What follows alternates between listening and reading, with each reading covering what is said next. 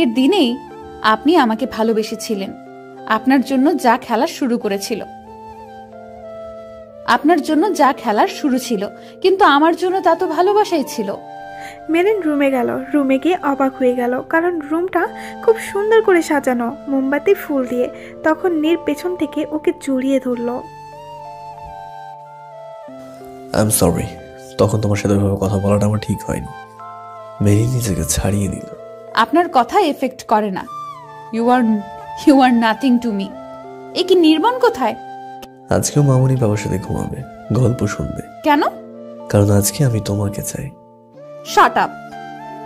দেখো, আমার ভীষণ ক্ষুধা লেগেছে, চলো দুজন মিলে ডিনার করে নিই। আমি জানি তুমি কিছু খাওনি, আর আমিও। নীর মেরিনকে কোলে নিয়ে সোফায় বসালো। দেখো, আমি নিজের হাতে বিরিয়ানি রান্না করেছি।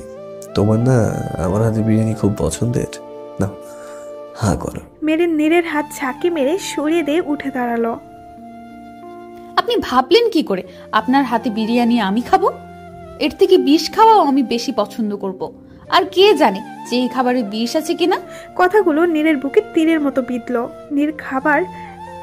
নীর খাবার একবার মুখে দিল। এখন তো আমি আগে মুখে দিলাম, বুঝলে তো, এতে বিষ নেই। আসো খেয়ে নাও। দেখো, আজকে নির্ভর এখানে নেই, তো আমি যা মন চাই তাই করতে পারি। তুমি যদি না চাও 8 বছর আগের স্টাইলে তোমাকে খাইয়ে দিই, তবে তুমি ভালো মতো লক্ষ্মী মেয়ের মতো তুমি খেয়ে নাও। মেরিন নীরের কথা কানে না দিয়ে বেড থেকে ফুল টুল ফেলে দিল। রুমে মোমবাতি সব নিভিয়ে শুয়ে পড়ল। না, এই মায়া তো জীবনেও শুধরাবে না। নীর গিয়ে মেরিনকে টেনে তুললো। এরপর কোলে বসে গাল চেপে ধরে মুখে খাবার ঢুকিয়ে মুখ বন্ধ করে দিল। এরপর মুখের উপর হাত রেখে বলল, চুপচাপ খাবারটা চিবিয়ে গিলে ফেলো। মেরিন না তো নড়তে চড়তে পারছে, আর না তো কিছু বলতে পারছে। মেরিন খাবার মুখে নিয়ে বসে আছে, গিলছে না। নীর মেরিনের নাক চেপে ধরলো, তাই বাধ্য হয়ে মেরিন মুখের খাবারটা গিলে ফেললো। নীর এভাবেই মেরিনকে খাওয়াতে লাগলো, সাথে সাথে নিজেও খেল। একটু পর নীর একটা ব্যাগ দিয়ে বলল, হায় রে, এর ভেতর একটা শাড়ি আছে, যাও পরে আসো। আর হ্যাঁ, এই খোপা টোপা খুলে চুল ছেড়ে আসবে। মেরিন নীরের হাত থেকে ব্যাগটা নিয়ে আগুন দিয়ে জ্বালিয়ে দিল। বেশি বাড়াবাড়ি করলে এই ব্যাগটার জায়গায় আপনি জ্বলবেন। আমি তো এখনো চলছি, আর কত জ্বলবো? আপনার বাকপাস শোনার মতো ফালতু সময় আমার নেই। তুমি যেই ম্যাচ বক্স থেকে আগুন জ্বালিয়েছিলে তাতে আর কয়টা কাঠি আছে দেখো তো, দেখো না। ওকে, না করলে তুমি চেক। ওকে, না করলে তুমি চেক, আমি করছি। নীর ম্যাচ বক্সটা খুলে বলল, ইটস এমটি নাও। এখন তুমি আর আগুন জ্বালাতে পারবে না। ও নীর একটা লাল রঙের শাড়ি বের করে বলল, আমি জানতাম যে তুমি অমনটাই করবে, তাই খালি ব্যাগটা তোমাকে দিয়েছিলাম বেবি। Shut up. কাঠি নেই, তবে কাছি তো আছে। আগে আমার হাত থেকে তো মুক্তি পাও। মেরিন জানে যে ও হাজার চেষ্টা করলেও নীরকে ছাড়াতে পারবে না। যাও, এই শাড়িটা পরে আসো। ভাবলেন কি করে আমি ওটা পরবো? ওটার থেকে আমি কাফন পরতে পারলে বেশি খুশি হব। তাই বুঝি, তাহলে তো তোমাকে এটাই পড়তে হবে। যাও পরে এসো। পরো। না না, তুমি পরবে না, আমি পরবো। ভয় দেখাচ্ছেন, তাও আমাকে? না, সত্যি বলছি, যাও পরে এসো, আর কোনো উপায় নেই। বলেই নীর নিজেই মেরিনকে শাড়ি পরিয়ে দিল, একবার চুলের খোপা খুলে দিল। এরপর চুলের খোপা খুলে দিল। মেরিনের খোলা চুল দেখে নীর অবাক হয়ে গেল, কারণ মেরিনের চুল এখন আগেই ব্রন অ্যান্ড লেয়ার কাট নেই। এখন মেরিনের চুল কালো কিসমিসে, কোমর ছাড়িয়ে গেছে। ক্রাশ খেলাম। মেরিন তো ছোটার চেষ্টা করে যাচ্ছে, পাচ্ছে না। মেরিনের চুল আশ্রে দিয়ে নীর মেরিনকে কোলে তুলে বারান্দায় নিয়ে গেল। রকিং চেয়ারে বসলো, মেরিনকে নিজের বুকের সাথে মিশিয়ে রাখলো।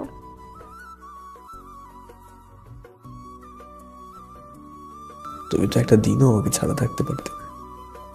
তোমার তো কোনো সকালে আমার মুখ না দেখে শুরু হতো না, না কোনো দিন শেষ হতো আমাকে না দেখে। আমার হাত ছাড়া তো এক বেলাও খেতে না। আমার বুকে মানাতা, আমার বুকে না মাথা রাখলে তোমার ঘুমও আসতো না। তোমার অষ্টপ্রহরে তো অষ্ট নীড় আর নীড় ছিল, সেই আমাকে ছেড়ে 8টা বছর কিভাবে কাটালে? আমার কথা কি একবারও মনে পড়েনি? তোমার মনে আছে 8 বছর আগেও আমি এই দিন অন্ধকার বিলাস করতে চেয়েছিলাম? আচ্ছা মেরিন, আমার তো সেই 2.5 মাস আচ্ছা মেরিন, তোমার তো সেই 2.5 মাস নাটকটা মনে হয়? তোমার মনে হয় যে আমি ওই 2.5 মাস কেবল তোমার সাথে নাটক করছি, ভালোবাসিনি? একটা বার আমার চোখের দিকে তাকিয়ে বলো তো, কি দেখতে পাও? নীর মেরিনের মাথাটা তুলে চোখে চোখ রাখলো। মেরিনের ক্ষমতা নেই নীরের চোখ থেকে চোখ সরানোর, কারণ ওরা ওর দুর্বলতা। তাই মেরিন চোখ বন্ধ করে ফেললো। নীর আবার মেরিনের মাথা বুকে ঠেকালো। এই 8 বছর আমার জন্য কিয়ামত ছিল। তোমাকে সারা পৃথিবীতে খুঁজেছি। মন খারাপ হলে তুমি যে শ্মশানে গিয়ে ড্রিঙ্কস করতে, সেখানে কত রাত কাটিয়েছি তুমি জানো না। নানা ধরনের কথা বলতে বলতে নীর ঘুমিয়ে গেল। নীরের কথাগুলো মেরিনকে অনেক অবাক করলো। নীর ঘুমিয়ে পড়লে মেরিন উঠে আসতে নেয়। নীরের শার্টের উপর 2টা বোতাম খোলা। মেরিন ওঠার সময় নীরের বুকের দিকে নজর যায়, সেখানে কিছু লেখা আছে। শার্টটা সরিয়ে অবাক হয়ে গেল, কারণ সেখানে মেরিন লেখা। মেরিনের মাথার উপর দিয়ে গেল। সকালে নীরের ঘুম ভাঙলো, দেখলো মেরিন নেই। নিচে গেল, তবুও মেরিনকে পেল না। নীর ভয় পেয়ে গেল, মেরিন আবার ওকে ফেলে চলে যায়নি তো। এদিকে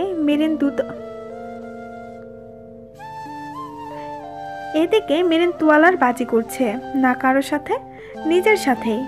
কারণও কনফিউজড,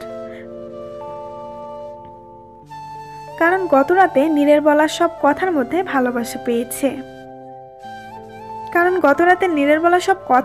ভালোবাসা পেয়েছে। নীরের বুকে ওর নাম লেখা। এসবও কি নাটক নাকি ভালোবাসা? তাহলে কি সত্যি ওর আড়ালে কিছু আছে? কোনটা সত্য? সেদিন আমি যা দেখেছিলাম সেটা, নাকি তার আগের 2.5 মাস? আচ্ছা নীরা কোথায়? ও কি সত্যিই পালিয়ে গেছে? কিছুই মাথায় আসছে না। মাথার দোষ দিয়ে কি লাভ? মেরিন তাকিয়ে দেখলো যে নীর তলোয়ার হাতে নিয়ে দাঁড়িয়ে আছে। নীর এগিয়ে আসতে আসতেই বলল, খেলা দাবার হোক আর তলোয়ারের, দক্ষ পার্টনারে ভীষণ দরকার, না হলে খেলাটা ঠিক জমে না। মেরিন নীরকে ক্রস করে চলে যেতে নিলেই নীর মেরিনের ঘাড়ে তলোয়ার রাখলো। হেরে যাওয়ার ভয়ে পালিয়ে যাচ্ছ? কিসের এত কনফিউশন? হেরে যাওয়া আমার ফিদরতে নেই। শুরু হয়ে গেল দুজনের তলোয়ার বাজি। কোনো কনফিউশন নেই। আমাদের সবসময় মনের কথা শোনা দরকার। ভুল মোটেও না, আমাদের মস্তিষ্কের অনুযায়ী চলা দরকার। মস্তিষ্ক সফল করতে পারে, কিন্তু সুখী না। মন মানুষকে বাঁচার কারণ দেয় না, মন মানুষকে মেরে ফেলে। মনের দাবি পূরণ করতে গিয়ে আমি মরে গিয়েছিলাম। এত কিছু করছি তবু উনি রাগ করছে না কেন? এখন কিসের নাটক? নীরাকে কোথায় পাবো? পেতেই হবে ওকে। ওই এখন আমার তুরুপের তাস। ওরা কি সবাই আমায় মিলে আমাকে নিয়ে খেলছে? কিন্তু কেন খেলবে? আমি তো এদের দাবি মিটিয়ে দিয়েছিলাম। তবে আর কি চাওয়া থাকতে পারে? এমনটা নয় তো যে নীরা কখনো মা হতে পারবে না, আর তাই ওরা নির্বনকে নিয়ে নিতে চায়। কিন্তু মিস্টার চৌধুরীর বলা কথা, ওনার চোখ, যদি ওদের উদ্দেশ্য আমাকে নিয়ে খেলা হয় তবে আমি ওদের এক একটাকে ধরে ধরে কোপাবো। কিন্তু সবার আগে নীরাকে খুঁজতে হবে। নীরার গলায় ছুরি ধরলে সব কিছু তোতা পাখির মতো সব বলতে শুরু করবে। তুই যেখানেই থাকিস না কেন নীরা, আমি তোকে খুঁজে বের করবই। পারবে না মানে? না শব্দটার সাথে মেরিন পরিচিত নয়। খুব সহজ, নীরাকে খুঁজে পাবে না।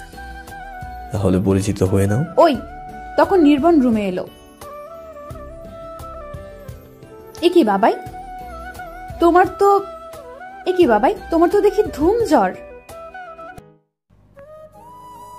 2 দিন পর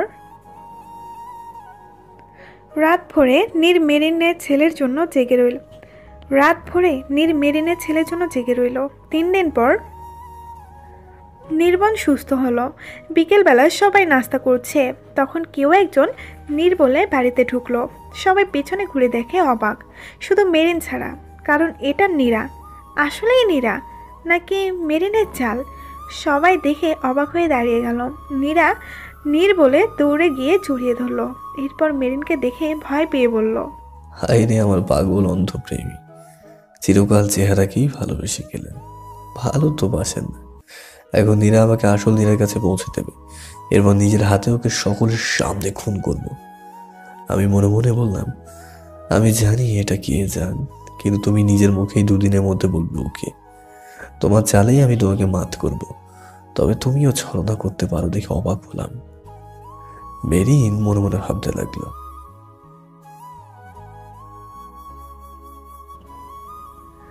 রাতে নীর রুমে গেল, গিয়েই অবাক হয়ে গেল। কারণ সারা ঘর ফুল দিয়ে সাজানো, বেডটাতেও ফুলের দোকান, আর খাটে মাঝখানে কেউ একজন লাল টুকটুকে বউ সেজে বোঝে, আর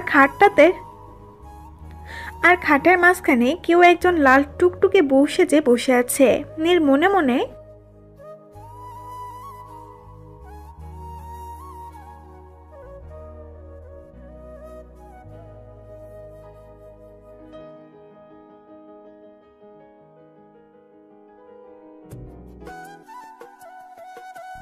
জানি না আরে কতদিন পর তোমাকে পেলাম বলো তো।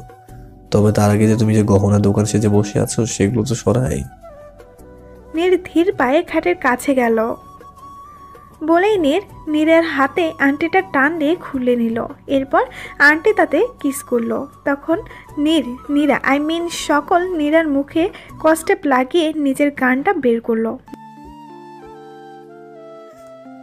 যদি নিজের জান বাঁচাতে চাও তবে চুপচাপ নিজের হাতে ঘাড়ে নিজেই আঁচড় কাটো, আর আমি যে ক্লিপটা দেবো সেটা দিয়ে নিজের ঠোঁটে আর ঘাড়ে আঘাত করো, মনে হবে লাভ বাইট।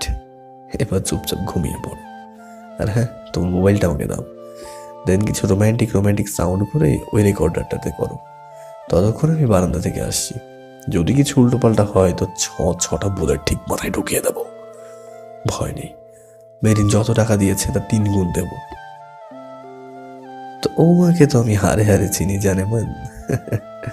আংটির মধ্যে যে সাউন্ড চিপ ছিল সেটা আমি ঠিকই বুঝেছিলাম। তুমি যেখানে বসে সব শুনবে তাও বুঝে গেছি। তুমি যে রাগে ফেটে যাচ্ছ তাও জানি, কারণ তুমি মুখে যাই বলো না কেন, আমি জানি যে তুমি আমার সাথে অন্য কাউকে সহ্য করতে পারো না। সারা রাত জেগে তুমি নীরার কাহিনী শুনবে আর রাগে ঘুমাবে, আর আমি সারা রাত তোমায় দেখবো। ভোরের দিকে মেরিন গিয়ে শুয়ে পড়ল। সকালে মেরিন সোফায় বসে আছে, কফি খাচ্ছে। তখন দেখলো নীরা একসাথে নিচে নামছে। নীরা মুখে লজ্জা ভাব, ঠোঁটে কামড়ের চিহ্ন, ঘাড় থেকে ওড়না পড়ে গেল, যার কারণে নীরার ঘাড়ের দাগটাও মেরিন দেখতে পেল। মেরিনের মাথায় রাগ উঠে গেল, দৌড়ে নিজের রুমে গেল, সব কিছু ভাঙচুর করলো। মেরিন গাড়ি নিয়ে বেরিয়ে গেল। বিকেলে মেরিনের শাস্তি মহলে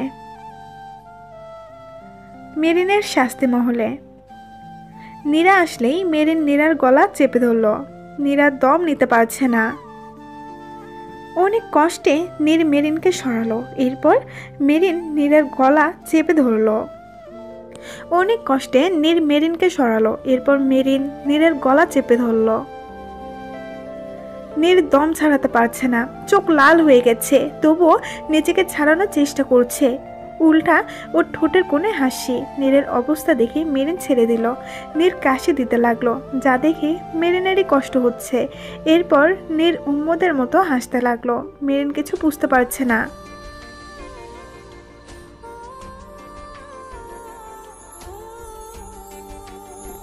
নীরা, মেরিন ছাড়ো ওকে, মরে যাবে তো। কেন? কাল রাতের ঘটনা তোমাকে এফেক্ট করেছে? তাও মানবে না যে আজও আমাকে ভালোবাসো? তাহলে কেন এত রিয়াক্ট করছো বলো? বাসি না, কাউকে ভালোবাসি না। তাহলে কেন এত রিয়াক্ট করছো বলো তো? আমি যার সাথে যা মন চাই তাই করতে পারি। তাহলে কেন মিথ্যে বললেন যে আমাকে ভালোবাসেন? সব তো আপনাদেরকে দিয়েই দিয়েছিলাম, তবে কেন আবার এত নাটক? সব দিয়ে না, সব কেড়ে নিয়ে গিয়েছে। সব দিয়ে না, সব কেড়ে নিয়ে গিয়েছিলে। একটা বার নিজের বুকের উপরে হাত রেখে বলো তো যে সবটাই নাটক মনে হয় কিনা? হ্যাঁ মনে হয়, আর আপনাকে আমি ডিভোর্স দিয়েই ছাড়বো। আমি কখনোই সিগনেচার করব না। ভুলে গেছেন নাকি আমরা যে মুসলিম, তাই মুখে মুখে ডিভোর্স দেওয়া যায় 3 বার তালাক বলে। 1 তালাক, 2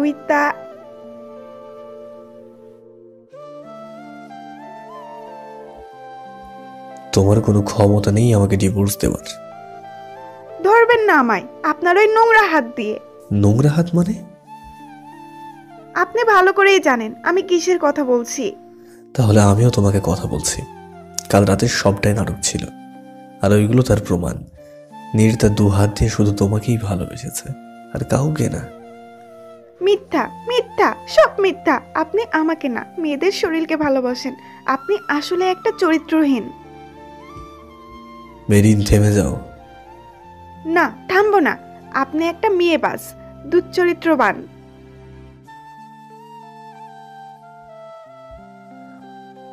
কি দেখছিস? কি দেখেছিস মেয়ে? হ্যাঁ, বাজের বল, কি দেখেছিস বল? 1 বছর তো ছিলি আমার সাথে, কখনো তোর দিকে কোনো নজর দিয়েছি বল? নাকি অন্য মেয়ের সাথে স্ফূর্তি করেছিস বল? কতবার বলবো যে তোকে ভালোবাসি? বল না।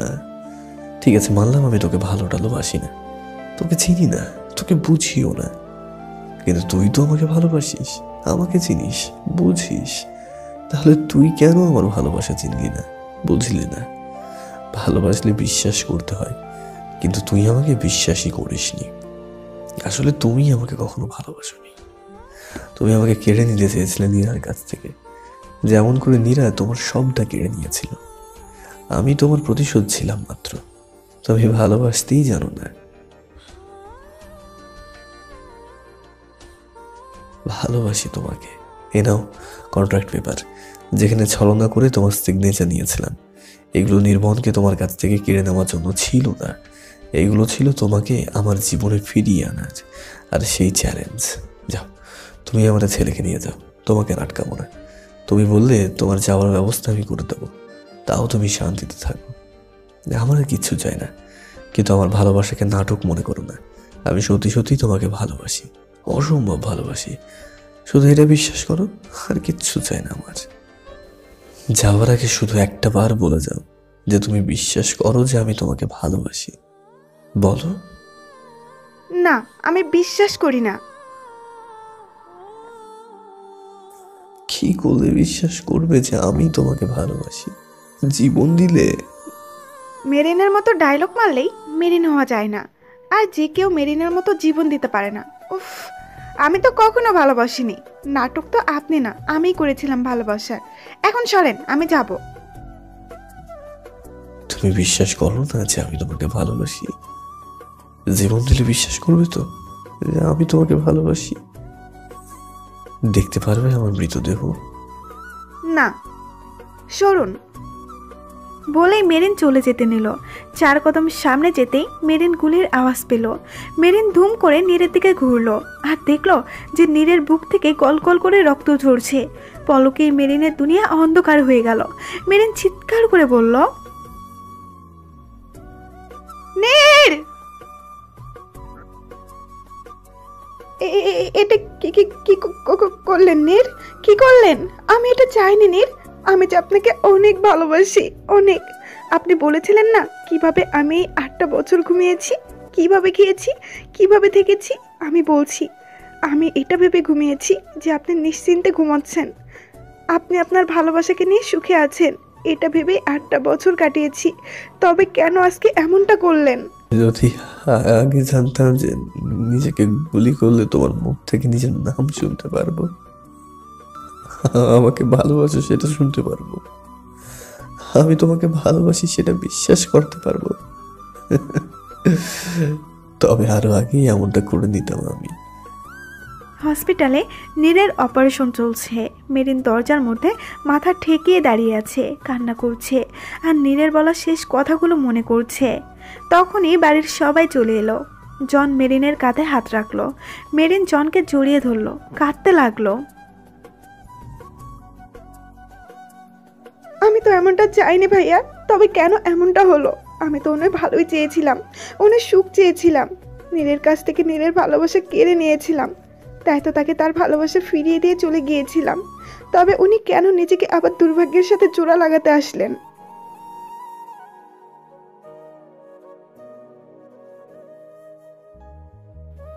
না মামনি, এটা তোমার ধারণা। উনি নীরাকে... মামনি, ওই মহিলাকে কথা বলতে নিষেধ করো। আপনার কোনো কথা শুনতে আমি বাধ্য নই। আমার কথা তো শুনবে। তুমি কালকে ওই নীরাকে এনেছিলে কারণ তুমি ওর মাধ্যমে আসল নীরার খোঁজ জানতে চেয়েছিলে। অবাক হলে? তাই তো, আমি জানতাম না, নীর জানতো। চলো তোমাকে নীরার কাছে নিয়ে যাই। নিহাল মেরিনকে নিয়ে সেই শ্মশানে গেল। মেরিন অবাক হলো। এখানে মাটির সাথে মিশে আছে পুরো ছাই হয়ে যাওয়া নীরা। মানে? তুমি জনকে যে কাজটা দিয়েছিলে তার বাইরেও একটা কাজ করেছিল। জন নীরার সত্যিটা আমাদের সবার সামনে তুলে ধরে। এটা পুলিশ ওকে অ্যারেস্ট করে নিয়ে যায়, আর 3 দিন পর রাতের বেলায় নীরা আর ওর বাবাকে নীর বের করে আনে। আমার যতদূর মনে পড়ে আমি বলেছিলাম নীরার বাবার হাত পা কাটিয়েছিল মেরিন, জানে মারেনি। তুমি সবাইকে যেখানে শাস্তি দিতে সেখানে নিয়ে গিয়েছিল। সেখানে নিয়ে নীরার বাবার সামনে প্রথমে নীরার একটা একটা করে আঙুল কাটে, তারপর হাত পা, জিহ্বা, কান পর্যন্ত কেটে দেওয়া হয়, যা দেখে নীরার বাবা অনেক আকুতি মিনতি করে। কিন্তু নীর বাবা মায়ের কান্না দেখে ওর মনে আনন্দ হয়। অবশেষে বাবা মেয়েকে এখানে এনে জীবিত পুড়িয়ে দেয়। এর থেকে ভয়ানক মৃত্যু মনে হয় কেউ কখনো দেখেননি। তোমার সাথে হওয়া অত্যাচারের চরম প্রতিশোধ নেয় নীর। আর কেন নিয়েছিল জানো? কারণ ও তোমাকে ভালোবাসে। সেদিন তুমি পার্কে যেগুলো দেখছো নিঃসন্দেহে তার সত্যি, কিন্তু সব সত্যিরই 2টা দিক থাকে। নীর নীরার সাথে ভালোবাসার অভিনয় করেছিল, যেখানে ওর ভরসা অর্জন করে ওর মুখ দিয়ে সব সত্যি স্বীকার করিয়ে ওকে পুলিশের হাতে ধরে দিতে পারে, আর ওদের সর্বোচ্চ শাস্তি মৃত্যুদণ্ড দিতে পারে। তবে সবটাই আইনের মাধ্যমে। কারণ তুমি জানো না ও কেমন ছিল। কখনো কারো ক্ষতি চায় না, সব তোমাকে আগে বলতে চেয়েছিল, কিন্তু ভাগ্যের পরিহাস দেখো। নির্বাণের কারণে তোমার মুড সুইং হয়েছিল, আর তাই নীর চেয়েও তোমাকে কিছু বলতে পারেনি। শুধু তাই নয়, তোমার বিবাহ বার্ষিকীতে ও তোমাকে কি উপহার দিতে চেয়েছিল জানো? ও তোমার আবার বিয়ে করতে চেয়েছিল, কিন্তু একটু ভুল বোঝার জন্য তোমাদের সুখের 8টা বছর শেষ হয়ে গেল। ও তোমার সাথে ভালোবাসার অভিনয় করেনি মেরিন, ও তোমাকেই ভালোবাসছে। এই 8 বছর ও যে কি হয়ে গিয়েছিল তা কেবল আমরাই জানি। সব শুনে মেরিনের মাথায় আকাশ ভেঙে পড়ল। ও কি করেছে? 2 দিন পর নীরের জ্ঞান ফিরল। নীর দেখলো ওকে ঘিরে সবাই দাঁড়িয়ে আছে, কিন্তু মেরিন নেই। নীর মনে মনে, আমার বউটা কোথায়? আমি সুইসাইড অ্যাটেম্প্ট করেছি। আমার বউটা কোথায়? আমি সুইসাইড অ্যাটেম্প্ট করতে চলেছি বলে রাগ করে চলে যাইনি তো? নীরের মনটা খারাপ হয়ে গেল। সবাই নানা ধরনের কথা বলল। নীর হাম বলে সব জবাব দিল। পরে ডক্টরের বলাতে সবাই বেরিয়ে গেল। সবাই বেরিয়ে যাওয়ার পর নীর বাম দিকে ঘাড় ঘুরিয়ে দেখলো যে মেরিন বসে আছে। বসে বসে নীরের রিপোর্টগুলো পড়ছে। নীর মুস্কি হাসলো। নীর মনে মনে, পাগলিটা। সিস্টার নার্স দৌড়ে এলো। বউটাকে দেখেছেন? নার্স মেরিনকে দেখিয়ে বলল, না ওই ম্যাডাম না, ওই যাচ্ছে না, স্লিম হট ফিগার, দেখতে পেন্সিলের মতো, কি যেন নাম। হ্যাঁ, নীরা, হ্যাঁ, ওকে ডেকে দিন না। বউ ছাড়া কেন যেমন এটিম লাগছে। নার্স মুচকি হেসে বলল, ওরে বাবারে, আগুনে ঝাঁপ দেবো? দেখুন কিভাবে তাকিয়ে আছে, মনে হচ্ছে চোখ দিয়ে ভস্ম করে দেবে। বলছিলাম কি, আপনি ফ্রি আছেন? নীর নার্সকে চোখ মেরে বলল। বলেই নার্স চলে গেল। মেরিন জানি নীর ওকে রাগানোর জন্যই বলেছে। মেরিন মনে মনে ভীষণ হাসছে। 5 দিন পর নীরকে বাসায় নেওয়া হলে মেরিন নীরের সেবায় জুড়ে গেল। হসপিটালেও অল টাইম মেরিনের ছিল নীরের সাথে। তবে একটা কথাও নীরের সাথে বলেনি। নীর মেরিনকে অনেক জ্বালিয়েছে, কিন্তু মেরিন রিয়্যাক্ট করেনি। তবে অনেক এনজয় করেছে। 10 দিন পর রাতে বাবা ছেলে ঘুমিয়ে আছে একইভাবে। মেরিন দুইজনে কপালে চুমু দিল। ভালোবাসার জন্য একটা নীর কম ছিল, যে নীরের কার্বন কফিও আল্লাহ আমাকে দিয়ে দিল। বাবাকে না দেখে না জেনেও ছোটবেলা থেকে বাবার মতোই হয়েছে। নজর না লাগুক বাবা ছেলের। থু থু থু। মেরিন বারান্দায় দাঁড়িয়ে আছে। হঠাৎ কারো গরম নিঃশ্বাস ঘাড়ে পড়ল। কেউ তাকে জড়িয়ে ধরেছে। মেরিন মুচকি একটা হাসি দিল। এরপর মুখের রাগী ভাব ফুটিয়ে নিজেকে ছাড়িয়ে নেওয়ার চেষ্টা করলো, তবে ব্যর্থ হলো। নীরের বাঁধন থেকে মেরিন কখনোই ছুটতে পারবে না। সুইসাইড করতে চাইলে না, আই উইল কিল ইউ। থাপ্পড় মারার কি দরকার ছিল? ভালোভাবে বলা যেত না? না সরেন, ঘুমাবো। এই কয়েকদিন অসুস্থতার সূচকে অনেক জ্বালিয়েছেন। তা এখনো কি কলকাতা যাওয়ার প্ল্যান আছে? গেলে ভালোই হবে, নতুন একটা বিয়ে করব, ব্র্যান্ড নিউ বউ পাবো। খুব শখ না বিয়ে করার? কারোর দিকে চোখ তুলে তাকালেও না জানে মেরে দিব। শালা 3 মাস ধরে বক বক করে কানের মাথা খেয়ে ফেলেছে, অথচ নীরার যে টায়ার্ড ফিস করছে তা বলেই নাই। অথচ নীরার যে টায়ার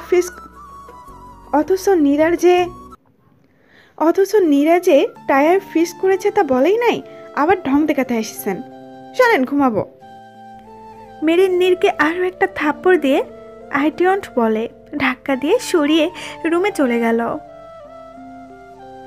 নীর আকাশের দিকে মুখ করে বলতে লাগলো, 8 বছর আগে তো গালে কিস দিতা, আর এখন থাপ্পড়। আল্লাহ, তোমাকে আমি ধন্যবাদ দিই যে আমার বউ টিপিক্যাল না, but why she is too much difficult. তখন মেরিন দৌড়ে এসে ঝাঁপিয়ে পড়ল নীরের বুকে। দুইজনেই পড়ে যেতে নিল। নীর কোনো রকমে ব্যালেন্স করলো। মেরিন কাঁদতে লাগলো। কান্না করছো কেন? আমি তো বেঁচে আছি। তখন মেরিন আমার বুকে কিল মারলো। Ouch! I am sorry. It's okay, অতটা ব্যথা পাইনি। হারামিটা, আমার জন্য আমাদের জীবনটা কে বলেছে জীবন শেষ? হ্যাঁ, সুখের 8টা বছর ডিলেট হয়ে গেছে, বাট ইউ নো হোয়াট, স্বর্ণটা যত পড়ে ততই খাঁটি হয়। আমাদের ভালোবাসাটাও তেমন। কিভাবে আমি আপনাকে অবিশ্বাস করলাম? কিভাবে? এটা কেবল সিচুয়েশনের ডিমান্ড ছিল, নাথিং এলস। না নীর, আমি অপরাধী। সত্যি আমি ভালোবাসতে পারি না। থাপ্পড় মারবো? করবো তো পানিশ। রোম্যান্সের 8টা বছর কেটে গেল। ভাবতে পারো এই 8 বছরে অ্যাটলিস্ট আমাদের আরো 8টা বেবি হতো। হোয়াট? ওদিক থেকে একজন বাবা, সেদিক থেকে একজন বাবা, ভাবা যায়? পাগলটা। কিন্তু নীর শাস্তি না পেলে যে আমি শান্তি পাবো না। চারিদিকে খালি বাবা বাবা ডাক শুনতে পাবো। শাস্তি পেতে চাও? তবে আমাকে একটা প্রমিস করতে হবে। প্রমিস করো যে আমি যখন তোমার কাছে কিছু একটা চাইবো, তুমি সেটা মন থেকে দেবে। বলুন। এটা কি সেই 8 বছর আগের আবদার? মিস্টার অ্যান্ড মিসেস খানকে আবার আব্বু বানাতে হবে, এই তো? কিন্তু জোর করে না, মন থেকে। আমি আর তোমার মুখে হাহাকার দেখতে পারবো না। আমি মেরিনকে সত্যিই ভালো থাকতে দেখতে চাই। আমি চাই না আমার মেরিনের ভালোবাসার মেরিনের জীবনে কোনো কালো মেঘের ছায়া। আমি সত্যিকারের হাসি দেখতে চাই।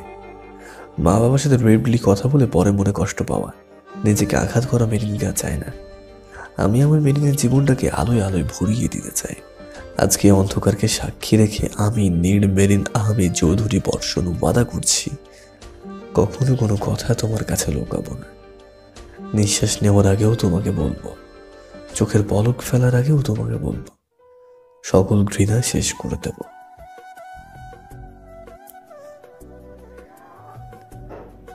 আমিও কথা দিলাম জীবনের সব পর্যায়ে সকল অবস্থাতেই মেরিন নীরের সাথে থাকবে। মৃত্যুর সময়ও মেরিনের হাতে কেবল নীরেরই হাত থাকবে। মেরিনের জীবন থেকে সব ঘৃণার অবসান ঘটল। ঘৃণার মেরিন ভালোবাসার মেরিনে পরিণত হলো। মেরিন সুখী হলো। ওদের ম্যারেজ ইউনিভার্সিটিতে নীর আবার মেরিনকে বিয়ে করলো, মহা ধুমধাম করে। মা বাবা, শ্বশুর শাশুড়ি, স্বামী, সন্তান সবাইকে নিয়ে মেরিনের সুখের জীবন শুরু হলো। নীর মেরিনের জীবনকে সুখ দিয়ে কানায় কানায় পরিপূর্ণ করে দিয়েছে।